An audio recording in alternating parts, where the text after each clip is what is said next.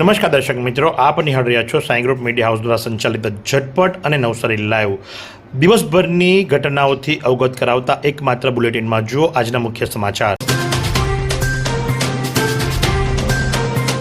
નવસારીના કુલાસના ગામના પાટિયા પાસે એક કાર પલટી ખાઈ જતા એક વ્યક્તિને ઈજા પહોંચી છે, જેને સારવાર અર્થે હોસ્પિટલમાં ખસેડવામાં આવ્યો છે. સુરતથી નવસારી તરફ પૂર ઝડપે આવી રહેલી એક કારના ચાલકે સ્ટીરિંગ પર કાબુ ગુમાવતા કુલાસના પાટિયા પાસે કાર પલટી ખાઈ રસ્તાની બાજુમાં ઊંધી પડી ગઈ હતી. આ અકસ્માતમાં કારના ચાલકને ઈજા પહોંચવા પામી હતી, જેને બહાર કાઢી પ્રાથમિક સારવાર અર્થે હોસ્પિટલમાં મોકલવામાં આવ્યો છે. નવસારીનો યુવક સાથે આર્મેનિયામાં ઠગાઈ થવાની ફરિયાદ નોંધાવા પામી છે.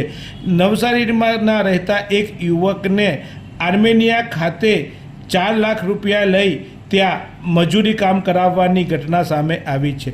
સુરતની એક એજન્સી દ્વારા નવસારીના યુવકને આર્મેનિયાના રાઇડરની નોકરી અને ઊંચા પગારની લાલચ આપીને તેની પાસે 4 લાખ લીધા હતા. ત્યારબાદ આર્મેનિયામાં ફસાયેલા યુવકને ત્યાં રાઇડરની નોકરીને બદલે મજૂરી કામ કરાવી રહ્યા હોવાની ફરિયાદ ઉઠી છે. ત્યારે આ અંગે ફ્લાઇંગ એક્સપ્રેસ નામની એક એજન્સીના સંચાલક સાહિલ પટેલ સામે આજે અવાજ ઉઠાવવામાં આવ્યો છે અને આ યુવકને સલામત રીતે પાછો લાવવા માટે રાજકીય અગ્રણીઓ સમક્ષ રજૂઆત કરવામાં આવી છે. વડાપ્રધાન તરીકે નરેન્દ્ર મોદીએ 12 વર્ષ શાસન કર્યું, ત્યારે આ શાસનમાં શું કામો થયા તેની માહિતી આપવા માટે ડાંગ ખાતે આજે પત્રકાર પરિષદ યોજાઈ હતી. ત્યારે સાંસદ ધવલ પટેલે આજે પત્રકારોને માહિતી આપી વિકસિત ભારત સંકલ્પ સંમેલન અને જનકલ્યાણ શિબિર સહિત પ્રગતિ યાત્રા જેવા વિવિધ કાર્યક્રમો અંગે માહિતી આપવામાં આવી હતી. સાથે સાથે વલસાડના સાંસદ એવા ધવલ પટેલે આજે પત્રકારોને 12 વર્ષ દરમિયાન મોદી સાહેબે જે કામો કર્યા છે તે અંગેનો પણ વિગતો આપી હતી.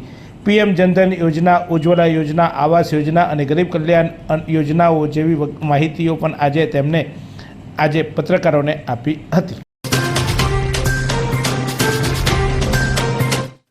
પ્રગતિપથ યાત્રા અંતર્ગત કેન્દ્રીય મંત્રી શ્રી સી.આર. પાટીલે કેસલી ખાતે નિર્માણાધીન મુંબઈ અમદાવાદ બુલેટ ટ્રેન પ્રોજેક્ટની મુલાકાત લીધી.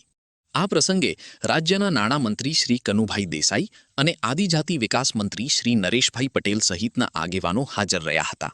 તેમણે પ્રોજેક્ટની કામગીરી, આધુનિક ટેકનોલોજી અને વિકાસલક્ષી કાર્યોની પ્રત્યક્ષ સમીક્ષા કરી વિગતવાર માહિતી મેળવી હતી. સાથે આજે કેન્દ્રીય જળશક્તિ મંત્રીએ સ્વામિનારાયણ સ્કૂલના પટાંગણમાં વૃક્ષારોપણ કર્યું હતું. આ પ્રસંગે તેમની સાથે ભાજપના જિલ્લા પ્રમુખ ભુરાલાલ શાહ, નવસારીના મેયર અશોક ધોરાજીયા સહિતના અનેક મહાનુભાવો ઉપસ્થિત રહ્યા હતા. ત્યારે આ પટાંગણમાં વૃક્ષ વાવીને લોકોને પર્યાવરણની જાગૃતિ લાવવા સાથે સાથે જળ સંચયની આશા પણ વ્યક્ત કરી હતી. નવસારી જિલ્લામાં વધુમાં વધુ લોકો વરસાદી પાણીનો સંગ્રહ કરે અને જમીનમાં એ પાણી ઉતારે એવો પ્રયાસ કરવા માટે પણ કેન્દ્રીય જળશક્તિ મંત્રીએ આજે અપીલ કરી હતી. નવસારી જિલ્લા માટે ખુશખબર. બદલાવા જઈ રહી છે જળ સંચયની તસવીર. પ્રગતિપથ યાત્રા અંતર્ગત કસબાપર ખાતે નિર્માણાધીન પૂર્ણા ટાઇડલ રેગ્યુલેટર ડેમની મુલાકાત લેવામાં આવી. કેન્દ્રીય મંત્રી સી.આર. પાટીલ સહિતના મહાનુભાવોએ સ્થળ પર જઈને કામગીરીનું જાતે નિરીક્ષણ કર્યું.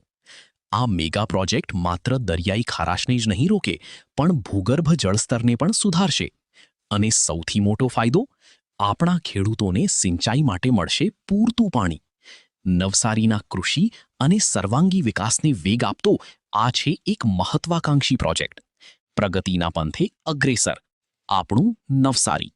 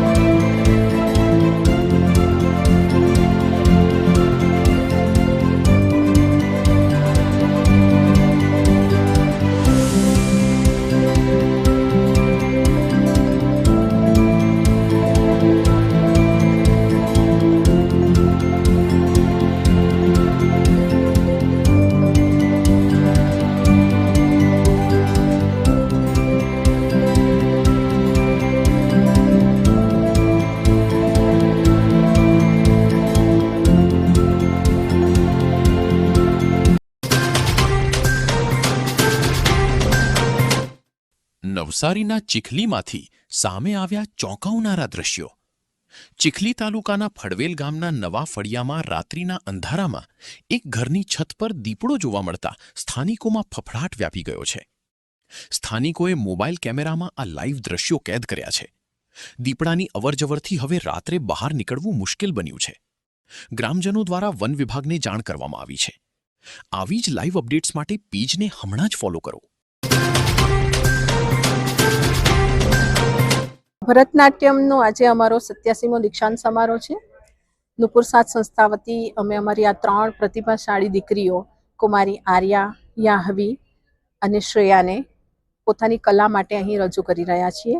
અમારી સંસ્થા માટે આ ખૂબ જ ગૌરવવંતી પળ છે, કારણ કે સંસ્કૃતિને આટલી સરસ રીતે પોતાનામાં ઢાળી અને નૃત્યને રજૂ કરવું એ ખૂબ કઠિન વસ્તુ છે. જ્યારે ઉનાળાના ભર તાપમાં દીકરીઓ એસી રૂમની બહાર નીકળવા તૈયાર નથી, મોબાઈલ, વોટ્સએપ અને સોશિયલ મીડિયાને માં રચી પચી રહેતી હોય છે, ત્યારે પોતાનું કિંમતી વેકેશન બગાડીને આ દીકરીઓ વેકેશનમાં પોતે પરસેવે રેબઝેબ થઈને નાહીને પોતાની કલાને અહીં ખૂબ સુંદર રીતે પ્રસ્તુત કરી રહી છે. આજે મને ખૂબ જ આનંદ થાય છે કે મેં શીખવેલું બધી જ વસ્તુઓ એ લોકો બહુ જ સુંદર રીતે અહીં પ્રસ્તુત કરી રહ્યા છે.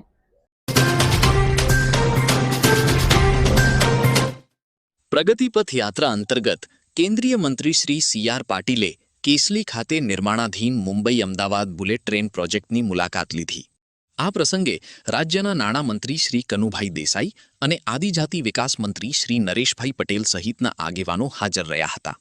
તેમણે પ્રોજેક્ટની કામગીરી, આધુનિક ટેકનોલોજી અને વિકાસલક્ષી કાર્યોની પ્રત્યક્ષ સમીક્ષા કરી વિગતવાર માહિતી મેળવી હતી.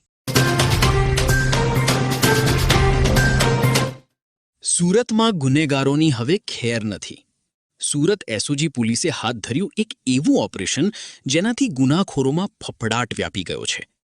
એસઓજી પોલીસ દ્વારા શહેરમાં ઓપરેશન રેમ્બો 2 અંતર્ગત લિંબાયત, વીસુ, અડાજણ અને વરાછા સહિતના વિસ્તારોમાં આકસ્મિક ચેકિંગ હાથ ધરાયું, જેમાં ચપ્પુ, રેમ્બુ છરા, ખંજર અને ગુપ્તી જેવા ઘાતક હથિયારો સાથે આંટાફેરા કરતા 45 ઈસમો સામે કડક કાર્યવાહી કરવામાં આવી છે. આ આખા ઓપરેશનમાં કુલ 52 ઈસમોને પકડવામાં આવ્યા છે, જેમાં 4 તડીપાર અને 3 નાસ્તા ફરતા આરોપીઓ સામેલ છે. એટલું જ નહીં, એક આરોપી એનડીપીએસ એટલે કે ડ્રગ્સના ગુનામાં વોન્ટેડ હતો. 2 આરોપીઓ ગૌવંશના માંસની હેરાફેરીમાં વોન્ટેડ હતા અને 2 હાફ મર્ડરના ગુનામાં તડીપાર હોવા છતાં શહેરમાં ફરતા હતા. સુરત એસઓજીની આ ધાકડી કાર્યવાહી વિશે તમારું શું કહેવું છે? કમેન્ટ બોક્સમાં જરૂર જણાવો અને આવી જ લાઈવ અપડેટ્સ માટે પેજને હમણાં જ ફોલો કરો.